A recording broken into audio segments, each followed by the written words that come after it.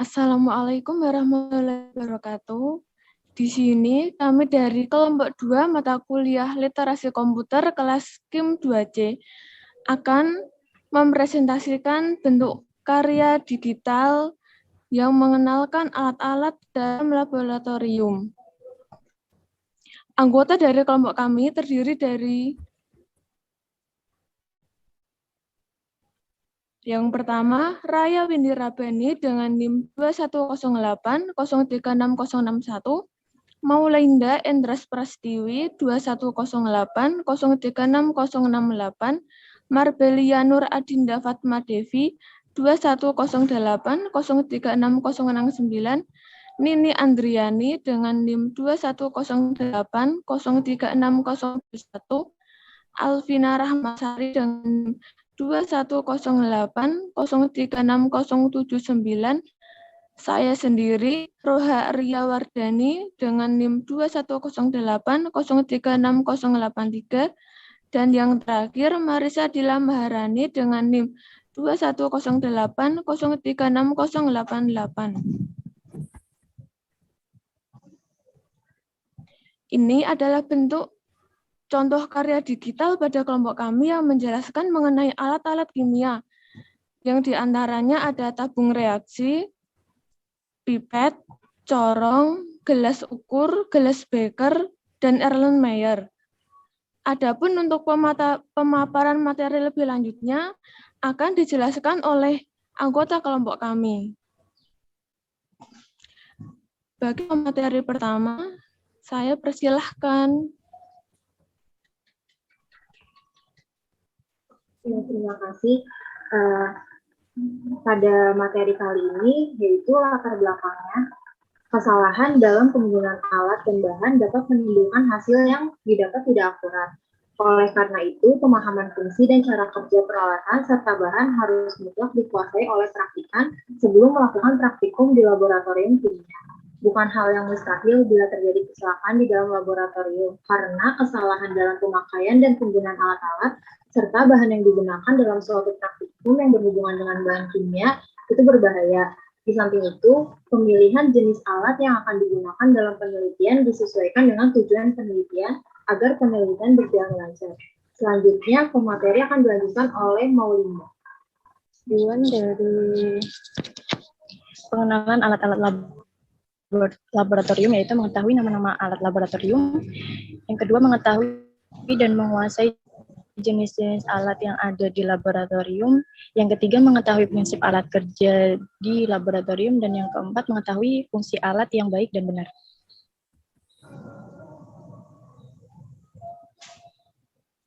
Lanjut.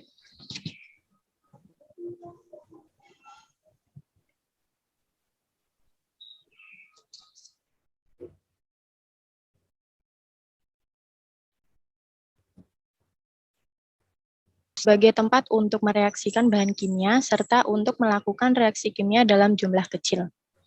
Selanjutnya akan dipresentasikan oleh teman saya. Terima kasih.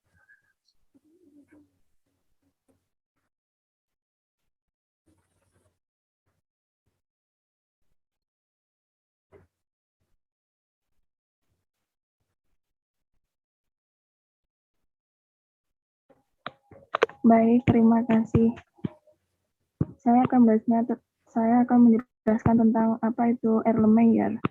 Erlenmeyer atau yang sering dikenal labu Erlenmeyer adalah salah satu alat gas laboratorium yang digunakan untuk menjadi wadah dari bahan kimia cair.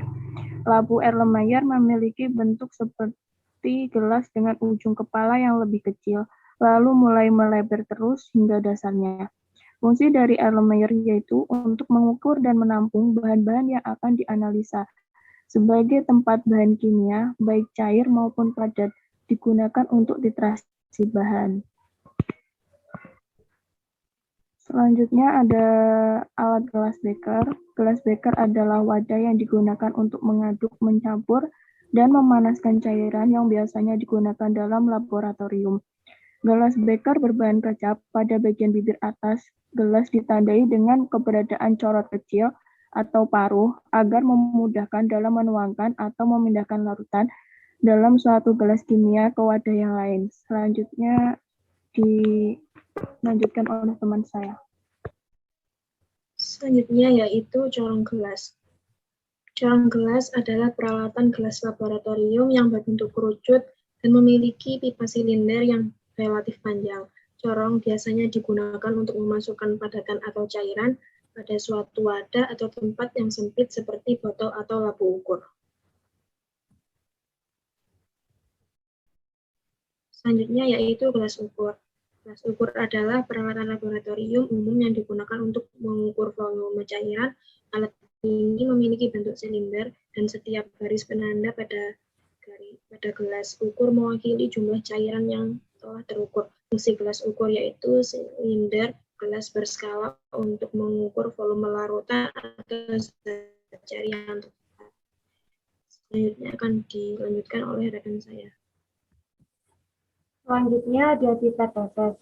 Pipet Pasteur atau pipet tetes merupakan jenis pipet yang digunakan untuk memindahkan larutan dari suatu wadah ke wadah lain dengan jumlah yang sangat sedikit dan dengan tingkat ketelitian, pengukuran volume yang sangat rendah.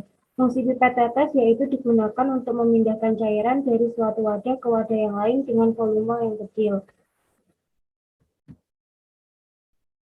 Selanjutnya, batang pengaduk. Batang pengaduk merupakan sebuah peralatan laboratorium yang digunakan untuk mencampur bahan kimia dan cairan untuk keperluan laboratorium. Biasanya terbuat dari kaca pejal dengan ukuran hampir sama dengan sedotan minum, hanya sedikit lebih panjang dan ujungnya membulat. Batang pengaduk memiliki fungsi untuk mengaduk suatu larutan, melakukan dekantasi larutan, memecah emulsi pada proses ekstraksi hingga proses kristalisasi. Sekian penjelasan tentang alat-alat laboratorium, saya kembalikan kepada moderator. Baik, terima kasih atas pemaparan materinya. Sekian dari kelompok kami. Apabila kurang lebihnya, kelompok kami mohon maaf sebesar-besarnya. Sekian, wassalamualaikum warahmatullahi wabarakatuh.